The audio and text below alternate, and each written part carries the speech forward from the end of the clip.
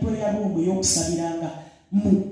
Even the headmaster could call me in the office and they gave me even the prayer room where I could pray from. He used to give me the prayer request for the school. Those days I was in but I used to show them that I'm a safety. It was a Protestant founded school.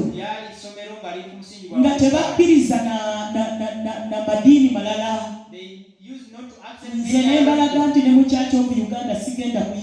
But I showed them that I will not even enter the Church of Uganda.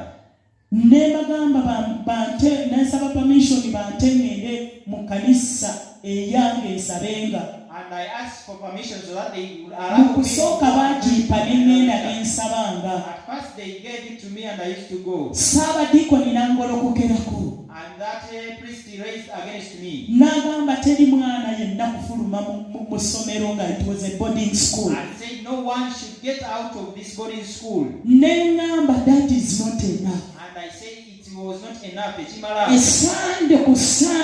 On Sunday, when I came, get my mat,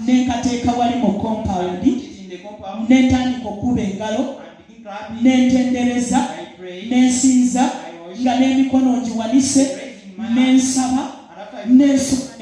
and I read the Bible.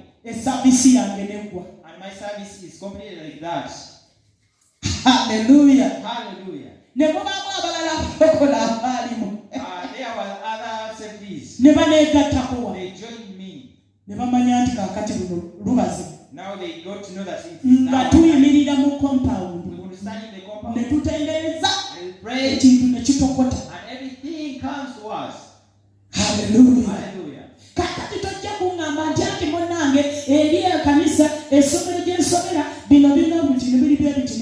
Now you will not give me if you are the Lord will fight for you.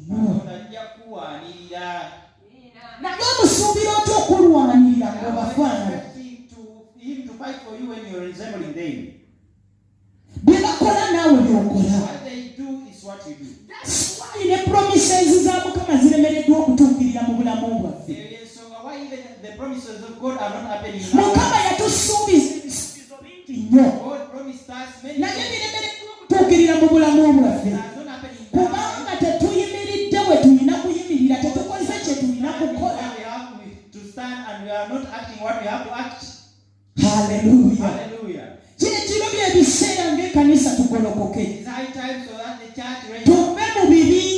And we leave the groups. We leave the we get saved. Because even when you are in groups and you think that's what no one you will stand with you will stand before God alone. Hallelujah. Hallelujah. Amen. Amen. He said in verse 17, there is no weapon.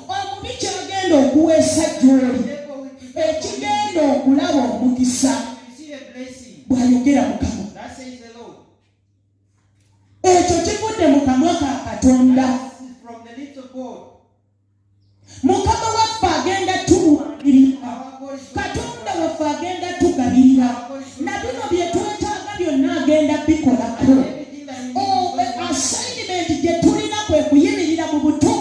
the only assignment that we have is to stand in righteousness.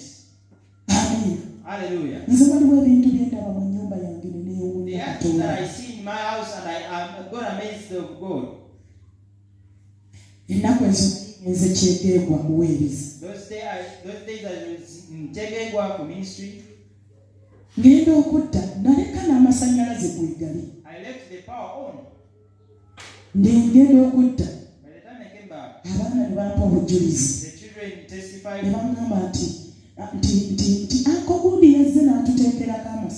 They told me, Uncle so and so came and put for us the electricity. And I asked them, are we run about? yabasanze mu nzikiza. And I asked them, did he meet you in darkness?